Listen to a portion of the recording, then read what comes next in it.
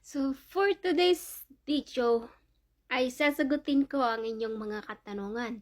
Dahil maraming nagtatanong sa akin, Idol, ano ba ang pangpalakas ng energy tuwing gabi, lalo na sa schedule? Ano yung pagkain ang pangpa-hyper? So, una ay tsokolate. Any tsokolate na meron kayo, kumain kayo ng isang ganon. Pero wag nyong araw-arawin yun na, lalo na kung mataas ang inyong sugar. Lalo na dyan sa mga matatanda na hirap ng tumayo.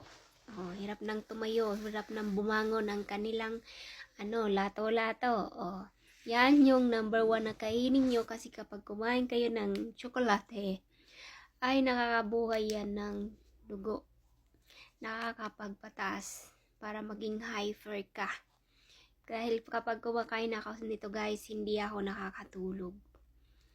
Talaga, hindi ako pinapatulog nito. Magdamag akong gising. Tapos, yung energy ko, to the max.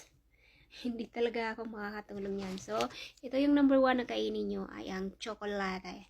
Pero guys, uminom kayo ng maraming tubig. Kainin nyo to sa gabi na walang laman ang iyong stomach. Ang pangalawa, ginseng. Alam nyo yung ginseng, yung loya. Kumuha kayo ng loya, kahit konti lang. Tapos pitpitin nyo yon, ilagay nyo sa tasa. Tapos inumin nyo. Parang tsahi lang ba? Ganon. Parang tea lang yun. Ganon yung gawin nyo. Dahil ang tea ay nakakapagparami yan ng inyong likido. Alam niyo yung kapag umiinom kayo niyan lagi. Maraming benefits ang ginseng, ang loya. So, yan yung pangalawa. Ang pangatlo, banana. Kumain kayo ng saging, yung lakatan. Ayan, much better. Tapos, sa gabi nyo kainin yan kung gusto nyo talaga maging hyper sa araw ng schedule nyo sa gabi. Kung gusto nyo na hindi kayo maubusan ng energy, hindi agad kayo mapagod, saging lang guys, saging. Yung pang-apat ay kiwi. Kiwi na fruits. Alam niyo yung kiwi, number 1 yan guys. Yung kiwi, nakakataas ng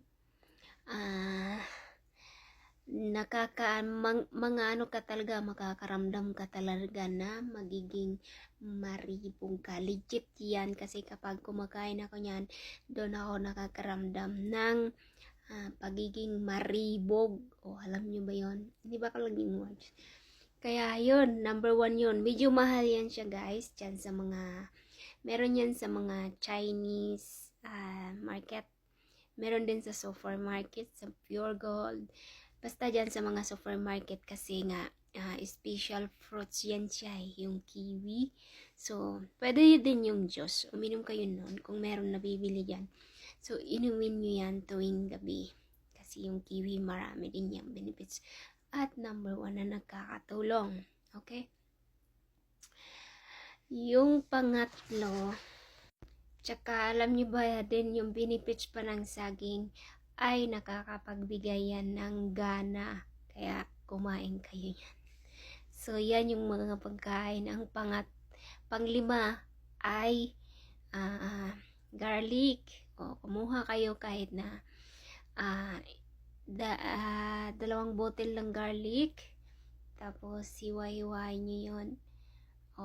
Tapos, kainin nyo yun guys. Kasi, isa yan sa pampagana at pampalakas din. Basta legit yung mga pagkain na yan na binanggit ko. Yan yung mga sagot sa tanong nyo. Ang pang-anim ay sili. Kailangan dapat lagi kayong kumakain ng sili. Dahil ang sili ay number 1 din yan na nakakapagpadagdag ng, alam nyo na, diba, sa mga mahilig dyan ng sili, legit yan na mahilig sila. Kaya yan yung mga pagkain. Marami pang mga pagkain na pang pa-hyper, pampagana sa schedule nyo sa gabi. Pero yun yung 6 na may share ko sa inyo. Kasi yun yung legit na na-try ko na.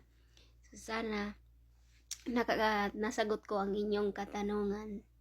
Ano bang hinihintay nyo? Simulan nyo na. Yan yung mga pagkain na pwede nyong gamitin sa inyong mga